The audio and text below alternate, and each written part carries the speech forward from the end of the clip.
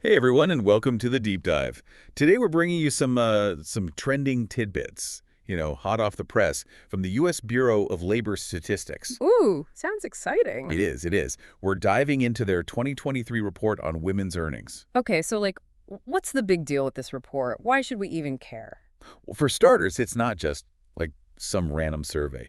This report is packed with data from a massive sample. We're talking about 60,000 households across the U.S. Wow, 60,000. That's a lot of data, so it must give us a pretty good snapshot of what's actually happening out there. Exactly. And one of the biggest takeaways, and you've probably heard this before, is that women are still earning less than men. Ugh, yeah, the pay gap, we know. What does the report say? Well, in 2023, women earned 83.6 cents for every dollar earned by men working full-time. 83.6, huh? I mean, it's better than nothing, I guess, but it's still not equal. You're right, it's definitely not ideal. But if we want to be optimistic, that 83.6 cents actually shows a huge improvement. Oh, really? How so? Back in 1979, women were only making 62 cents for every dollar a man earned. So we've come a long way, but obviously there's still work to be done. That's true. 62 cents. That's crazy. Okay, but hold on. We need to remember that this 83.6 cents figure, it's a very broad comparison, right? It doesn't take into account things like the specific jobs people have, their education, how long they've been working, all those other factors that can make a difference. You're absolutely right. And the report does get into all those specifics, which we'll definitely explore. But for now, it's important to remember we're talking about median earnings here. Median earnings, refresh my memory. What does that mean again? Basically, it means half of the women in the study earned more than this amount and half earned less. So it's a good representation of, like, the typical experience. Gotcha, that makes sense. Okay, so what else is this report telling us? Any other interesting tidbits about the pay gap? Well, the report highlights something pretty interesting about age. Apparently, earnings generally peak for both men and women between the ages of 35 and 64. Hmm, that makes sense. You're usually hitting your stride career-wise during those years. But what about the differences between men and women across those age groups? What did they find? So the good news is that since 1979, women in every age group have seen their earnings ratios increase relative to men. So that's a positive sign. Things are moving in the right direction. Right. And for workers aged 25 and older, that ratio actually jumped from 75% in 2000 to 83% in 2023. Wow, that's a pretty big jump in a relatively short amount of time. But I have a feeling it's not all sunshine and roses, right? What about younger workers? You know it. Unfortunately, the report found that for younger workers, those between 16 and 24, the gap has barely changed since the 1980s. Seriously, that's crazy. So we're seeing these big gains for older workers, but not for the younger generation. That definitely raises some questions. It does. Like, why are we seeing this difference? Is it about the types of jobs young people are taking? Or maybe societal expectations? It's something to Yeah. think about. For sure. Okay, so we've talked about age. What about race and ethnicity? I'm guessing we're going to see some more complex trends there, right? You bet. The report actually found some pretty significant disparities in earnings when you factor in race and ethnicity. Hmm. For example, both Asian women and men out-earned their white, Black, and Hispanic counterparts in 2023. So on top of the overall gender pay gap, we're seeing these gaps based on race and ethnicity as well. It's Yeah, complicated. totally. And those differences are particularly stark among men. White men, for example, earn 75% as much as Asian men. Black men earn 59%. And get this, Hispanic men earn the least, only 56%. Wow, that's a big difference. So basically, on average, Hispanic men are bringing home less than half of what Asian men are making. Yeah, it's a pretty stark reality. It's really eye-opening to see how these different factors all intersect and contribute to these earning disparities. Okay, so we've got the gender pay gap, and we've got these racial and ethnic pay gaps. It's a lot to unpack. But what I'm really curious about is how these trends have been impacted by, recent events like COVID and inflation. What does the report say about that? Okay, so get this.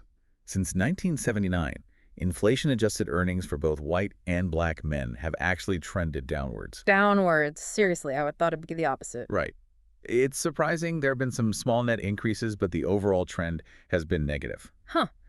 Okay, what about Hispanic men? Did they experience the same downward trend? They did initially, but Hispanic men's earnings have actually been going up since the mid-1990s. Okay, interesting. So a different pattern there. And what about Asian men? For Asian men, and we only have data going back to the year 2000, they've seen a massive 34% increase in inflation-adjusted earnings. 34%. Wow. That's a huge difference compared to the other groups. Okay, what about women? How have they been affected by inflation and the pandemic? Here's some good news. Since 2019, all women, no matter their race or ethnicity, have seen their earnings increase, while men's earnings have stayed pretty much the same. So even with all the economic craziness of the past few years, women have managed to make some gains.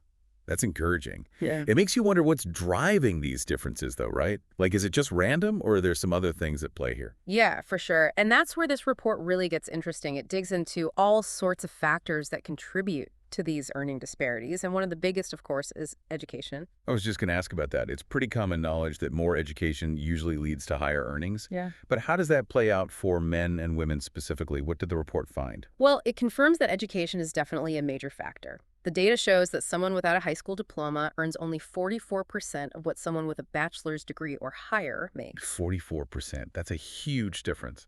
Right. It really highlights how much education can affect how much money you make. Absolutely. It's a powerful reminder of the value of education. But I'm really curious about whether education pays off equally for men and women. What did the report say about that? Okay, so this is fascinating. Since 1979, inflation-adjusted earnings have actually grown more for women than for men in every single educational category. So education is actually paying off more for women over time. Exactly. For example, women with bachelor's degrees have seen their earnings go up by 38% since 1979, while men's earnings have only gone up by 20%. Wow, that's a significant gap. Hmm. It seems like women are really capitalizing on their education in a way that men, for whatever reason, aren't. But I'm also thinking about family structure and having kids. How do those things factor into all of this? Does the report touch on that at all? It does, and it actually found something that might surprise you. Mothers actually earn more than women without children under 18. Wait, really? That seems kind of counterintuitive. You always hear about the motherhood penalty, where women's earnings take a hit after having kids. I know, right? It's a common perception, but this report suggests something different. And get this, it's not just mothers. The report also found that fathers earn more than men without kids. Huh. So having children might actually boost earning potential for both genders. But why? Does the report offer any explanation for that? It's a great question, and honestly, it's one that leads to more questions than answers. The report doesn't really give a definitive reason, but one possibility is that having kids motivates people to look for higher paying jobs or to work longer hours so they can provide for their families. That makes sense. It's definitely something to think about. Okay, one last thing before we wrap up this part of our trending tidbits. Location. Does the report say anything about how earnings and the gender gap vary across different states? Oh, absolutely. It turns out earnings and the gender gap can be quite different depending on where you live. Interesting. Why is that? Well, part of it has to do with the types of jobs and industries that are concentrated in different states. Some states might have more high-paying tech jobs, for example, while others might have more lower-paying service sector jobs. And of course, that can affect the overall earnings picture. Right, so the types of jobs available in a state play a role. What else contributes to these variations? The demographics of the workforce are important too. For instance, states with a higher proportion of college graduates might see higher overall earnings compared to states with a less educated workforce. Okay, so it's a mix of the types of jobs available and the characteristics of the people who live and work in each state. Yep, it's all interconnected. Well, it seems like location is definitely something to consider when we're talking about earnings and the gender pay gap. We've covered a lot of ground already, but there are even more interesting tidbits to explore from this report. There are. Oh, yeah. So much more. We'll be back in a moment with more insights from the BLS report on women's earnings. Sounds good. I'm ready for more. Stay tuned. So, before we were talking about location and how it plays a role in earnings, but let's switch gears for a second and look at work hours. Some people might think, oh, maybe men just work more hours and that's why they earn more. What do you think about that? Yeah, it's a common assumption. Like maybe men are just more likely to put in those extra hours, those long days at the office. So does the report give us any insights into work hours and how they factor into the pay gap? It does. It actually shows that, yeah, more men do work longer hours. In 2023, 21% of men worked overtime compared to only 12% of women. Okay, so there's definitely a difference there. But is everyone out there working crazy long hours? Actually, no. Most full-time workers, both men and women, are sticking to a pretty standard 40-hour week. That's what the report says anyway. So that classic image of the overworked employee, like always burning the midnight oil, might not be the reality for most people. But even among those who are working that standard 40-hour week, does that pay gap still exist? Unfortunately, yes. Even when we look at just those working a 40-hour week, women still earn less, about 87% of what men earn. So even when you control for the number of hours worked, that gap is still there. That's really telling, isn't it? It is. It suggests that it's not just about who's putting in more hours at the office. There are other factors at play. And speaking of different work patterns, the report also digs into part-time work. And no surprise, it's more common for women than for men. Right, especially with, things like childcare and family responsibilities often falling more heavily on women. What did the report find about part-time work and earnings? Is there a similar pay gap there? Okay, so in 2023, 20% of women were working part-time compared to just 10% of men. Wow, so women are twice as likely as men to be working part-time. That's a pretty significant difference. But here's the big question. Do women working part-time also earn less than their male counterparts? Okay, this is where things get really interesting. Ready for this? The report actually found that female part-timers earn slightly more than their male counterparts. Hold on, really? So the usual pattern is flipped when it comes to part-time work. That's unexpected. Why do you think that is? Honestly, it's tough to say without digging even deeper into the data, but it definitely challenges some of those assumptions we have about the pay gap, you know? It does. It's like a little mystery within a bigger mystery. Okay, so we've talked about work hours and part-time work, but what about the actual jobs men and women tend to have? Does that play a role in the earning differences we're seeing? Absolutely. The report shows that there's this pretty big occupational divide where men and women are often concentrated in different types of And jobs. those jobs come with different pay scales, obviously. Makes sense. Can you give us some examples from the report that show this occupational divide? Sure. So the report found that very few women work in construction, natural resources, or maintenance roles. Only about 1% of women compared to 16% of men. And those are typically higher paying jobs, right? Exactly. And on the flip side, more women than men work in office and administrative support jobs, about 16% compared to 6% of men. And those are usually lower paying roles. So it's kind of like a double whammy. Men are more likely to be in jobs that pay more, and women are more likely to be in jobs that pay less. Exactly. And this really underscores the point that the gender pay gap isn't just about individual choices or even like outright discrimination in every single case. There are these bigger systemic forces that shape the types of jobs people tend to have. Right. It's a much bigger issue. Okay, before we get too deep into the systemic stuff, I want to circle back to something we touched on earlier. Management positions. What does the data tell us about how men and women are doing in leadership roles? Are women equally represented in management? Okay, so this is interesting. The report actually shows that men and women are almost equally likely to be in management positions. They each make up about 13% of the total. So it seems like, at least in terms of representation, things are fairly balanced at that management level. But what about earnings? Are women earning the same as men in those management roles? You know, there's always more to the story. While both genders are represented in management, the report makes it clear that there are still disparities, even within similar job categories. Oh, so it's not just about getting your foot in the door and reaching that management level. It's about what happens after you get there. Got it. Are there any specific examples from the report that illustrate this? Yeah, definitely. So, for example, even though we see a similar number of men and women in management overall, way more women than men work in lower paying fields like education and healthcare. So you might have women who are managers in education and men who are managers in finance, for example.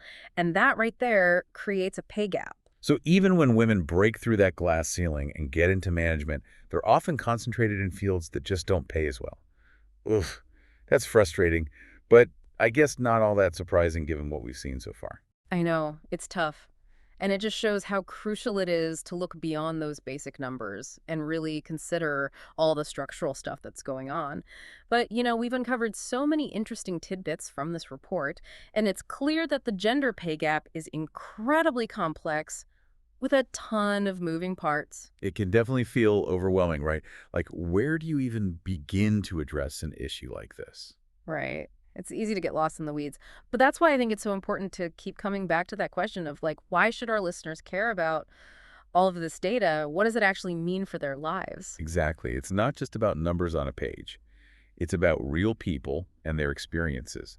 So how can people actually use this information to make a difference? That's where things get exciting. This data can help you make better decisions about your own career, your education, even your finances. So like a young woman who's just starting out could use this data to research which fields offer the best earning potential. Or someone thinking about going back to school could use it to figure out if a degree is worth the investment. Exactly. It's all about using data to your advantage. And, it can also help spark some really important conversations about pay transparency, both in the workplace and even in our families. Totally. The more we understand the gender pay gap, the better equipped we are to advocate for change, both personally and on a larger scale. And it's important to remember that this report, while super valuable, just gives us a glimpse into women's earnings in 2023. It's just one piece of a much larger picture, right? Right. There's always more to explore and understand. So where do we go from here? What else would you like to see explored in more detail? This report focused mainly on full-time workers. I'd love to see more research on the experiences of part-time workers, freelancers, those who are self-employed. What are their earnings like? What unique challenges do they face? That's a great point. And what about the impact of all those big technological changes happening, like automation, AI, the shift to remote work? How might those things impact earnings for both genders down the road? Right. Those are huge questions. Technology is already changing how we work, so understanding how those changes might affect pay gaps is going to be really important. Absolutely. So to everyone listening, we encourage you to dig into this data, do your own research, and keep those conversations going. You never know what you might find. Exactly. There's always something new to learn. So, earlier we were talking about how more men tend to work overtime compared to women. The report said 21% of men were putting in those extra hours versus 12% of women. A pretty noticeable difference, but I'm curious about what this actually looks like in terms of the number of hours people are working. Does the report break that down any further? It does, and it gets pretty interesting. So, while it's true that more men work overtime, the report also shows that most full-time workers, both men and women, are working a standard 40-hour week. Like, that's the norm for most people. Okay, so that classic 9 to 5 schedule is still alive and well. But what about the people who are working longer hours? What does the breakdown look like for them? The report gives us some percentages for men and women working in different hour ranges. For instance, only 4% of men and 10% of women reported working between 35 and 39 hours a week. So very few people are putting in less than a full 40 hours. Got it. What about those going above and beyond 40 hours? Well, 13% of men and 6% of women reported working between 41 and 49 hours a week. Okay, so that's where we start to see a more noticeable gap, right? More men are putting in those extra few hours each week. Yeah, exactly. And as you go up the hour scale, the difference gets even bigger. For example, the data shows 8% of men, compared to only 4% of women, are working 50 to 59 hours per week. Wow, so those really long work weeks are definitely more common among men. It makes you think about what's behind that difference. Is it personal choice? Or are there other things like workplace expectations or, societal pressures that might be playing a role? It's a great question. And it would be fascinating to explore those potential cultural influences more deeply. But unfortunately, this particular report doesn't really go into those specifics. I guess there's always more to uncover, right? Well, I think we've reached the end of our deep dive into this fascinating world of women's earnings. And I have to say, this BLS report has given us a lot to think about. It really has. We've seen how the gender pay gap is a super complex issue with all these different factors influencing it, like age, race, education, what kind of job you have, even whether or not you have kids. There are so many layers. And while we have seen some positive trends, like that narrowing gap for certain groups and the increasing value of education for women, there are still these persistent disparities, and we need to keep talking about them. Absolutely, but I think that's the power of data like this. It gives us a starting point for having these more informed, more nuanced conversations. I agree. So to everyone listening, we encourage you to keep exploring this data, ask your own questions, and don't be afraid to have those tough conversations about how we can create a more equitable and just economic landscape for everyone.